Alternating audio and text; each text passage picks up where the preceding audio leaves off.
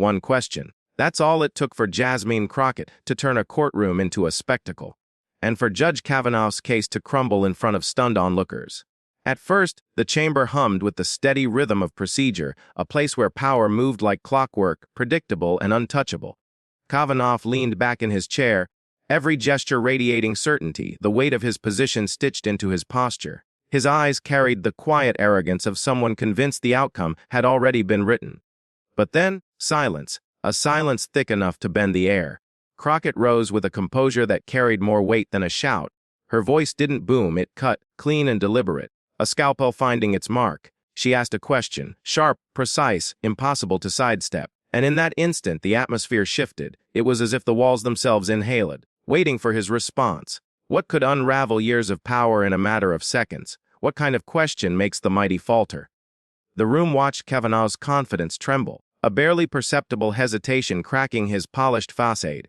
His practiced certainty flickered, and in that flicker, something far greater was exposed: vulnerability. Outrage rippled quietly among the spectators, a current of disbelief laced with thrill. Was this the moment everyone had waited for? A single voice, unflinching, daring to pierce the veil of authority. Imagine sitting there, feeling the pulse of anticipation in your chest, watching a man who once seemed untouchable suddenly struggle to find footing. It wasn't just a question. It was a challenge to the idea that power is invincible, that those seated on high can never be shaken. And still, the courtroom held its breath. Would he recover? Would his answer restore control, or would the silence stretch long enough to tell the truth without a word spoken? The spectacle had begun, not with a dramatic outburst, but with restraint sharpened into revelation. Crockett hadn't just spoken. She had detonated a moment, leaving everyone scrambling to understand what they had just witnessed. One question. That's all it took.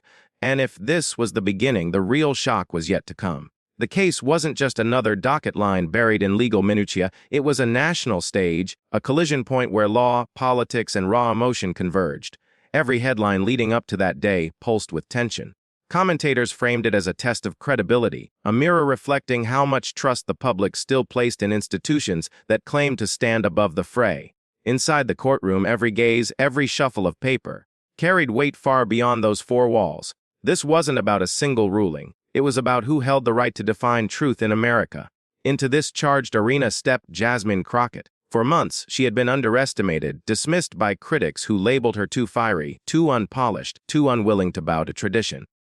But to those who followed her rise, that fire wasn't a flaw. It was the very reason she had become a voice that pierced through the fog of political theater. She didn't play the role of polite dissenter. She leaned in, unafraid of confrontation, unafraid of exposing contradictions that others would politely sidestep. Where others sought compromise, she sought clarity. Her presence in that courtroom wasn't an accident, it was inevitable. Years of fighting uphill battles had tempered her voice into steel. Every glare she absorbed, every whisper against her, had only sharpened her resolve. To the public watching through screens, Crockett represented something bigger than herself, the possibility that someone could stand against a system designed to silence dissent. Across from her sat Judge Kavanaugh, the very image of untouchable authority. His robe wasn't just fabric, it was armor, stitched with years of privilege, prestige, and precedent. To his supporters, he embodied permanence, a symbol that institutions could endure storms without ever bending. To his critics, he embodied exactly what Crockett sought to challenge: a gatekeeper of privilege, a man elevated beyond accountability. The stakes could not have been clearer. This was not a duel of equals in the public eye. It was a moral clash, a truth-teller daring to confront a figure who embodied everything entrenched and immovable. Every question Crockett prepared was a needle aimed at the heart of authority, every pause an opening for power to betray itself. And outside those walls, the world was watching. The moment clips began to surface, they didn't trickle, they exploded. On X, hashtags like Pay Crockett vs. Kavanaugh and Find Question trended within minutes. Reactions flooded in: memes, shocked emojis, fiery threads dissecting every second of the exchange. Commenters didn't just watch, they joined the drama, their words layering onto the spectacle, amplifying the sense that something monumental had just begun. News outlets scrambled to frame it. Some hailed Crockett as fearless, others warned she had crossed a line. But none could ignore the simple truth: the power dynamic had shifted, and the shift was visible to millions. Yet for all the frenzy online, those inside the courtroom felt something different, something heavier. They knew that this wasn't just a viral clip or a trending moment. It was a fracture, a splintering in the facade of authority. and fractures, once revealed, are almost impossible to repair. But no one knew how far this would go. For years, Judge Kavanaugh carried himself as though his place in history was secured. His judicial legacy was framed as permanence. A man who had weathered storms, endured the harshest spotlights, and still walked away cloaked in authority. Confirmation battles, televised hearings, blistering headlines, all of it had forged an image of resilience. To some, he was proof that the system could withstand pressure. To others, he was the very embodiment of how privilege shields power from consequence. Ironically, it was those very battles that seemed to fortify him while also planting the seeds of vulnerability. Each time he emerged intact, his confidence swelled, not unlike a fortress reinforced after each attack.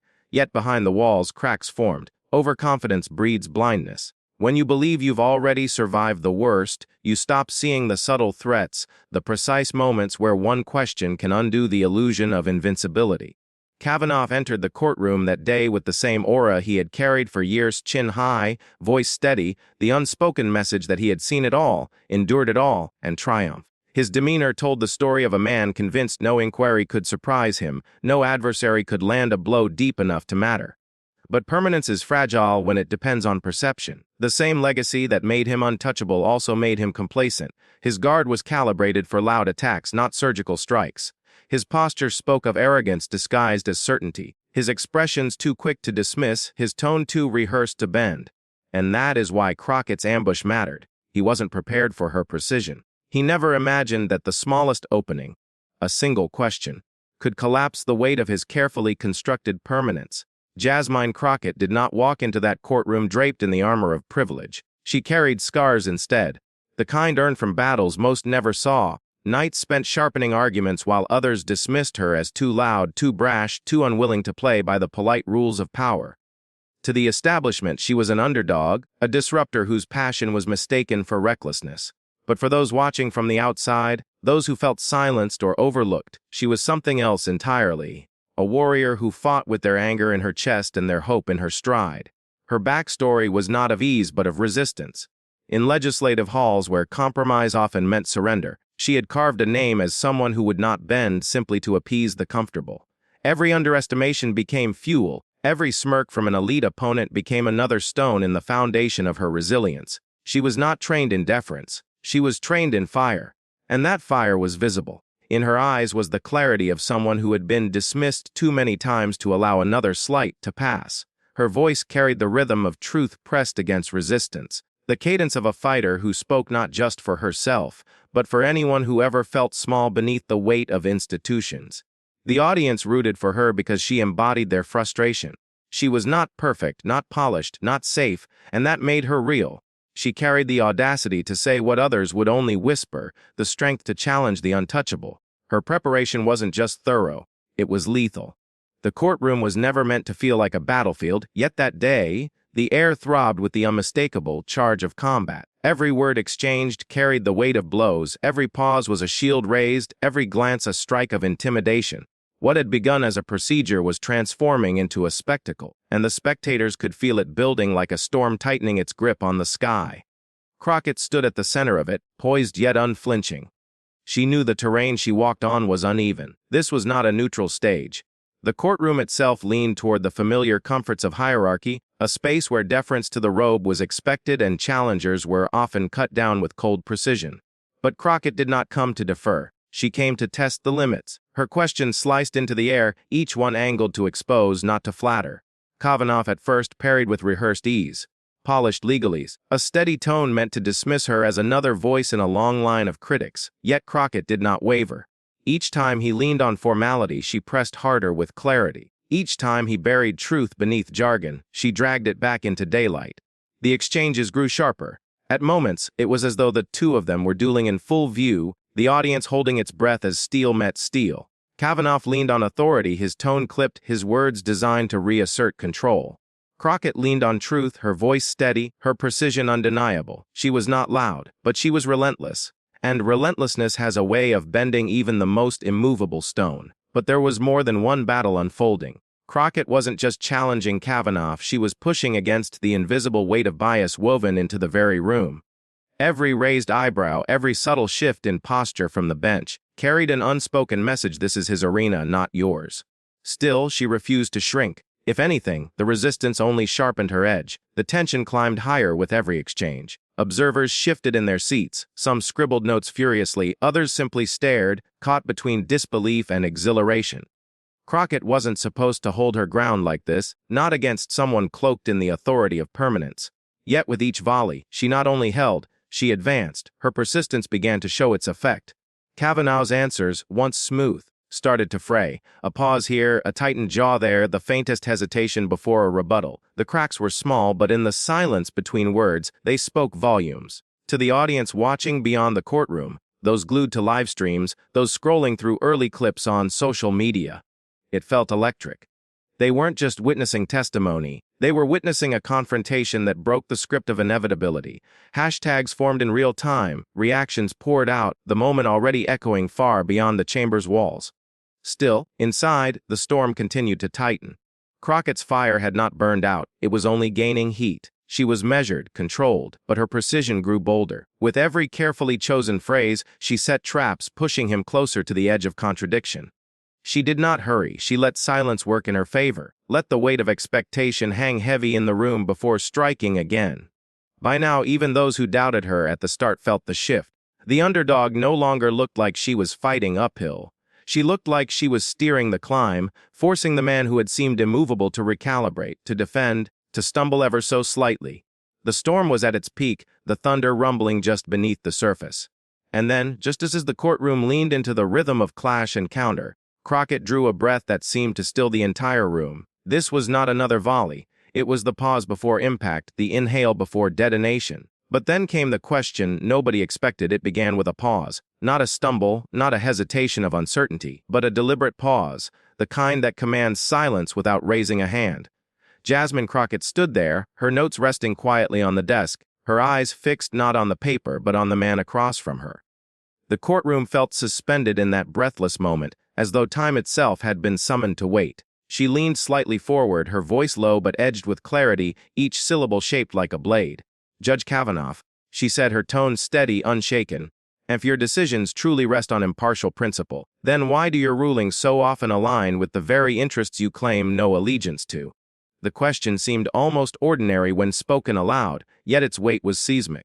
The words carried the precision of months of preparation, sharpened not to wound superficially but to pierce deeply, to strike at the core of credibility. The silence that followed was louder than any gavel. Kavanaugh's eyes flickered, a quick shift as though he were searching the room for an escape that didn't exist.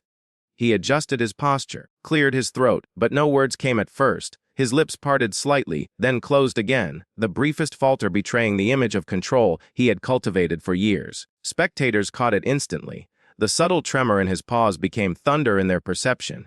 Here was the untouchable, suddenly touched. Here was permanence, suddenly cracked. Finally, he spoke, his voice carrying the brittle weight of forced calm. "Congresswoman, with all due respect, my record speaks for itself." But the record was exactly what Crockett had illuminated. His attempt at deflection hung in the air, insufficient, flimsy against the force of her question. She didn't rush to follow up. She let the silence hang again, let the discomfort stretch like a shadow across the chamber. It wasn't just a silence, it was exposure. In that span of seconds, the reversal began. Kavanaugh shifted again, trying to reclaim footing, offering long-winded explanations dressed in formality. But the rhythm had already broken. The polished veneer of certainty was unraveling thread by thread, and everyone in the room could see it. Each time he spoke, his words seemed less like authority and more like defense. And in politics, in courtrooms, in the theater of power, defense is the language of the cornered. The audience felt the whiplash. A murmur rippled through the gallery, the restrained gasp of those who realized they were witnessing something rare. The moment power falters in real time, what began as curiosity twisted into awe, a collective sense that the impossible had just occurred. Outside those walls, the internet was already ablaze. Clips of the exchange appeared within minutes, spliced and shared with captions that dripped with disbelief and exhilaration.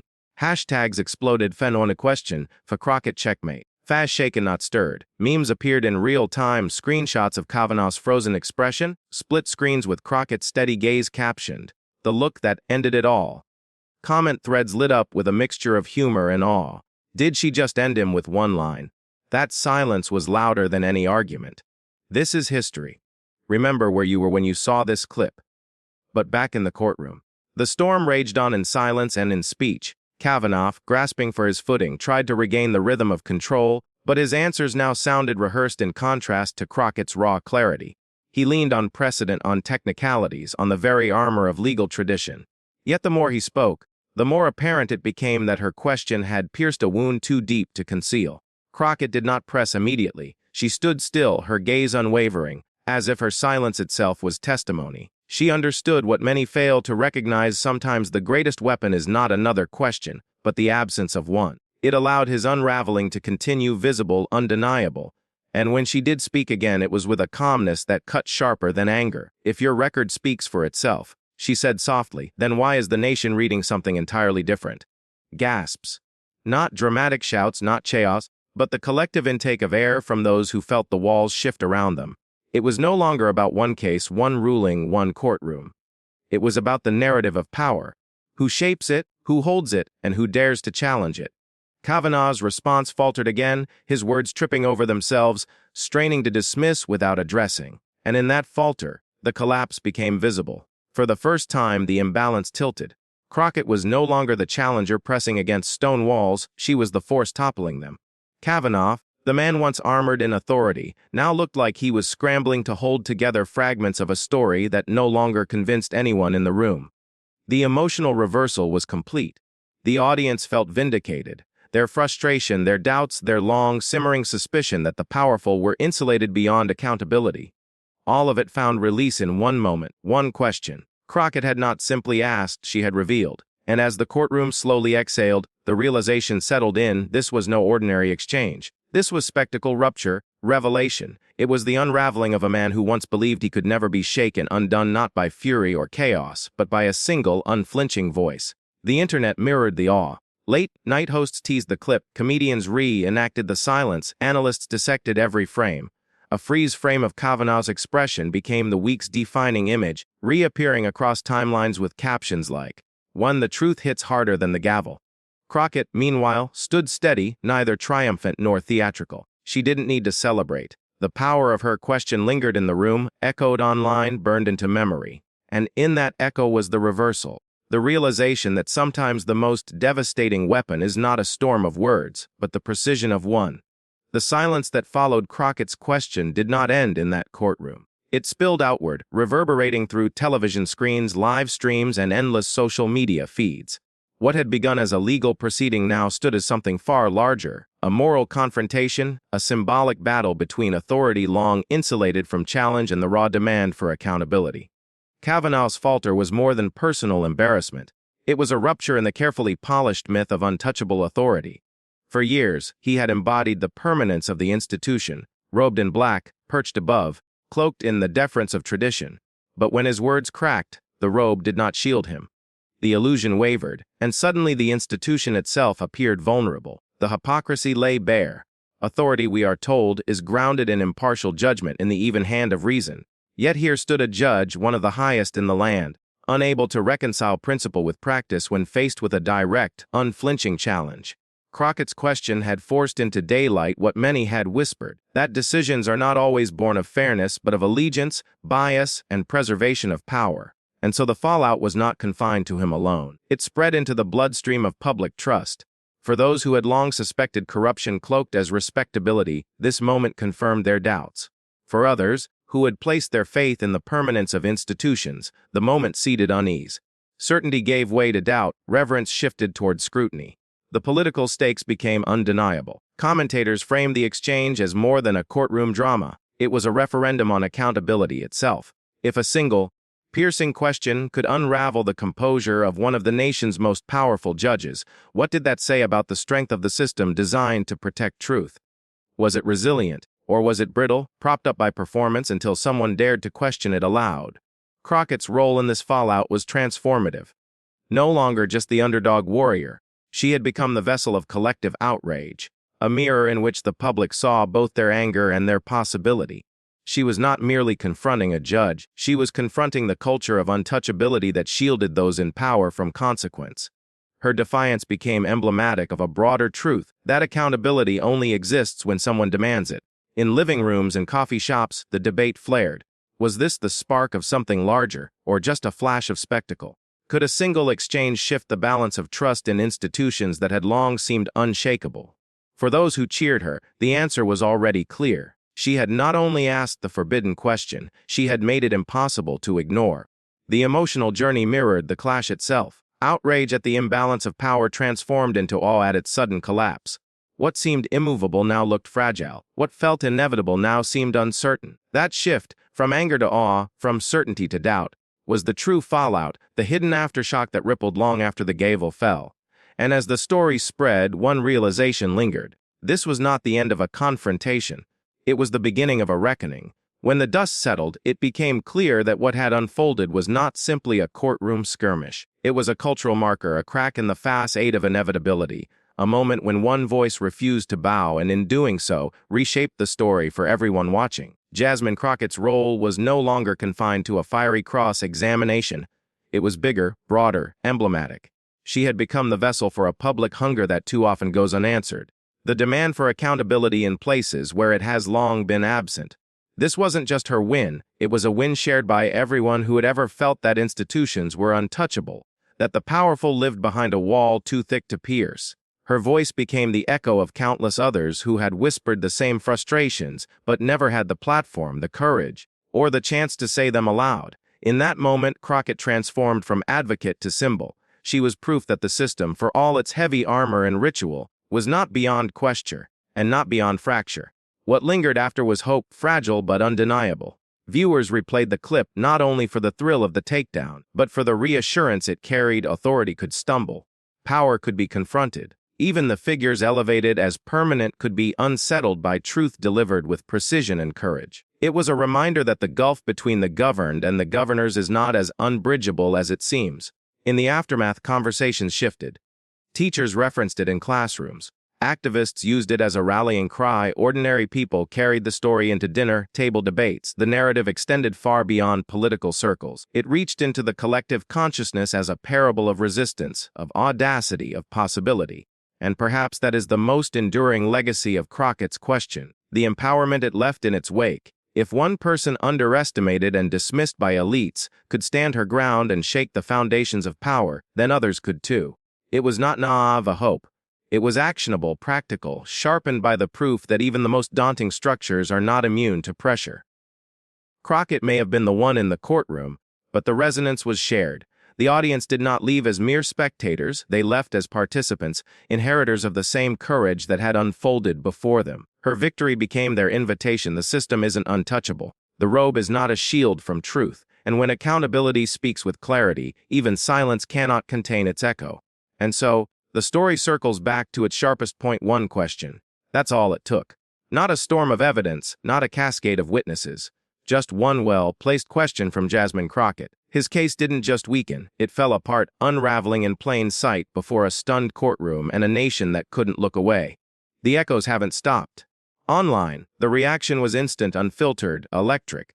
Commenters crowned it the coldest courtroom clapback of the year. Memes spread faster than transcripts, and hashtags carried her name like a banner across every feed. What happened in that room had leapt into history, stitched into the collective imagination as proof that even the highest seats of power can shake. But here's where it becomes personal, where it extends beyond Crockett, beyond Kavanaugh, beyond that one courtroom. If you were in that room, whose side would you be on? Would you feel the chill of authority or the fire of accountability? Was this the moment when truth finally broke through privilege? Subscribe and stay with us, because the next question might not just change a case. It might change everything.